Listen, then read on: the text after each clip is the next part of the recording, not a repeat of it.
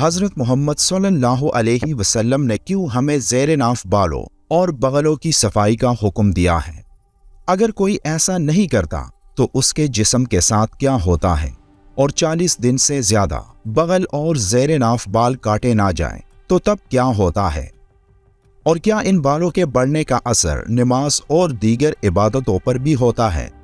آج یہ اہم باتیں اس ویڈیو میں آپ کے سامنے بیان کی جائیں گی، اس لیے ویڈیو کو آخر تک لازمی دیکھیے گا، کیونکہ ایسا نہ ہو کہ آپ تمام عمر ایک بہت بڑے گناہ میں مبتلا ہو جس کا آپ کو علم ہی نہ ہو۔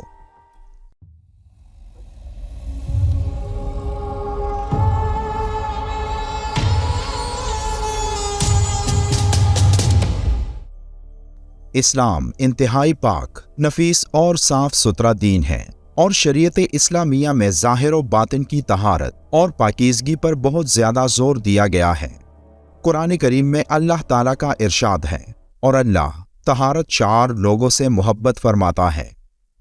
حضرت ابو ہریرہ رضی اللہ تعالیٰ عنہ سے روایت ہے کہ نبی کریم صلی اللہ علیہ وآلہ وسلم نے ارشاد فرمایا، 5 چیزیں فطرت میں سے ہیں: ختنہ کروانا، زیر ناف بال صاف کرنا، بغلوں کی صفائی کرنا، مونچھیں تراشنا اور ناخن کاٹنا۔ اس حدیث مبارکہ میں جسم کے غیر ضروری بالوں کی صفائی کو انسانی فطرت سے تعبیر کیا گیا ہے، لہٰذا فطرت کا تقاضا تو یہی ہے کہ کم از کم ہفتے میں ایک بار ضرور ان بالوں کی صفائی کی جائے۔ حسب ضرورت کمی بیشی کی جا سکتی ہے، لیکن 40 دن کی مدت سے زیادہ انہیں چھوڑے رکھنا جائز نہیں ہے۔ انس بن مالک رضی اللہ تعالیٰ عنہ بیان کرتے ہیں کہ ہمارے لیے مونچھیں ترشوانے، ناخن کاٹنے، بغلوں کے اور زیر ناف بال صاف کرنے کی زیادہ سے زیادہ مدت 40 دن مقرر کی گئی ہے۔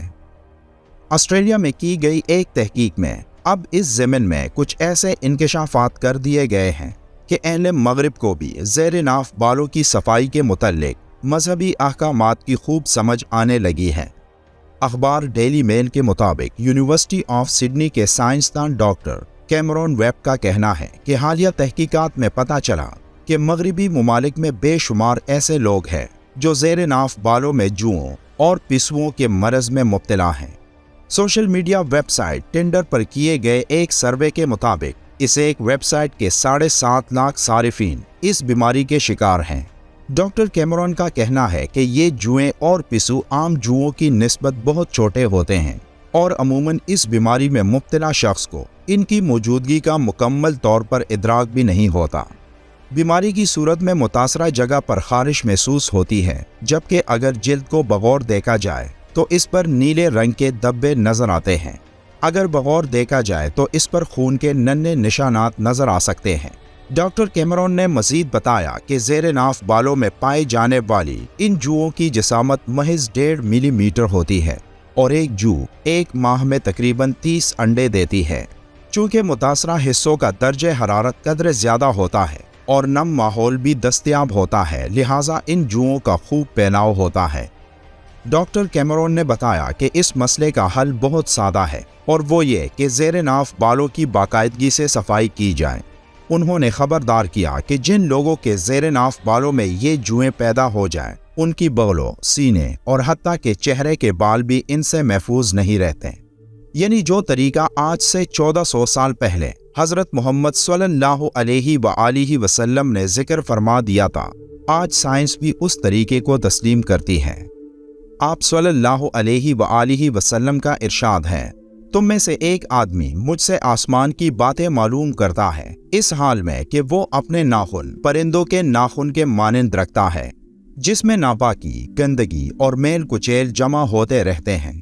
حضرت انس رضی اللہ تعالیٰ عنہ سے مروی ہے کہ ایک مرتبہ چند دنوں تک حضرت جبرائیل علیہ السلام کی آمد نہ ہوئی، تو بعض صحابہ نے اس بارے میں دریافت کیا کہ آخر جبرائیل علیہ السلام کیوں نہیں آ رہے، تو رسول اللہ صلی اللہ علیہ وآلہ وسلم نے ارشاد فرمایا، آخر وہ ہمارے پاس آنے میں تاخیر کیوں نہ کریں، جبکہ تم لوگ ہمارے پاس رہتے ہو، اور تم لوگوں کا حال یہ ہے کہ نہ تو مسواک کرتے ہو، نہ ناخن تراشتے ہو، نہ مونچھ کاٹتے ہو، اور نہ ہی رواجب یعنی انگلیوں کے جڑ کے جوڑ کو صاف کرتے ہو۔ زیر ناف بالوں کو صاف کرنے، ناخن کاٹنے बगल के बालों को साफ करने और मूंछ काटने का हुक्म भी दर हकीकत इस्लाम की तहारत पसंदी का एक मजहर है। इस्लाम को ये बात कतईन पसंद नहीं कि इसकी पैरवी करने वाले नापाक या ऐसे गंदे हों जिन्हें देखने वाले बुरा समझें। इस्लाम ने सफाई की तरफ इस कदर तवज्जो दी है कि इसे ईमान का निस्फ हिस्सा करार दिया है, क्योंकि इस्लाम की तमाम इबादतें पाकी के साथ ही अदा होती हैं। तो वो हर चीज़ जो इस मिजाज शरीयत के खिलाफ हो वो इस्लाम में इंतहाई नापसंदीदा होगी। रसूल अकरम सल्लल्लाहु अलैहि वसल्लम का इरशाद गरामी है, जो ज़ेर नाफ बालों को साफ नहीं करता और नाखून और मूंछ ना काटता हो तो वो हम में से नहीं। ज़ेर नाफ बालों की सफाई, नाखून तराशी और बगल के बालों की सफाई ना होने की सूरत में गंदगी का जमा रहना बिल्कुल जाहिर है। जिस गंदगी में खतरनाक बैक्टीरियाज इन जगहों में पैदा होते हैं जो कई खतरनाक बीमारियों का बायस बनते हैं। जब हम ज़ेर नाफ और बगल की सफाई वक्त पर करते हैं तो ये बैक्टीरिया इन जगहों में पैदा नहीं होते, जिससे हमारा जिस्म पाक और हम तंदुरुस्त रहते हैं।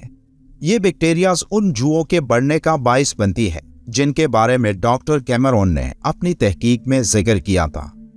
ज़ेर नाफ बालों को काटने की हद यही है कि सिर्फ उस जगह के बाल काटे जाएं जहां अमूमन औरतों के भी बाल होते हैं, इससे तजावुज़ ना करें।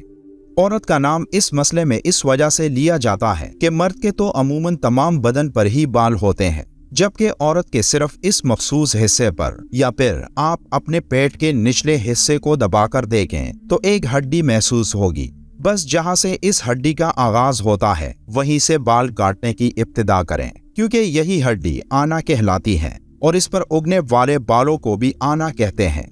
ज़ेर नाफ यानी आना के बालों को हल्क करने यानी मोड़ने का हुक्म है, और ये काम उस्तरे या सेफ्टी से ही होता है।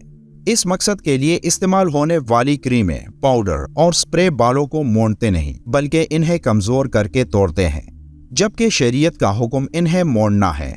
इसी तरह बगलों के बालों को शरीयत ने उकेड़ने का हुक्म दिया है, लिहाजा इन्हें खींचकर जड़ से उकेड़ा जाए। मोड़ने, काटने या तोड़ने से मकसद शरीयत पूरा नहीं होता। इन तमाम बातों से मालूम होता है कि ज़ेर नाफ बालों की सफाई मर्द और औरत की जिस्मानी सफाई का हिस्सा है।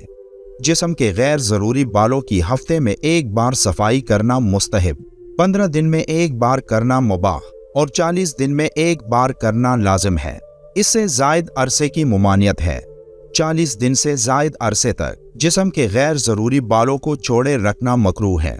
ऐसा करने वालों की नमाज हो जाएगी मगर कराहत के साथ, और वो सख्त गुनहगार भी होगा।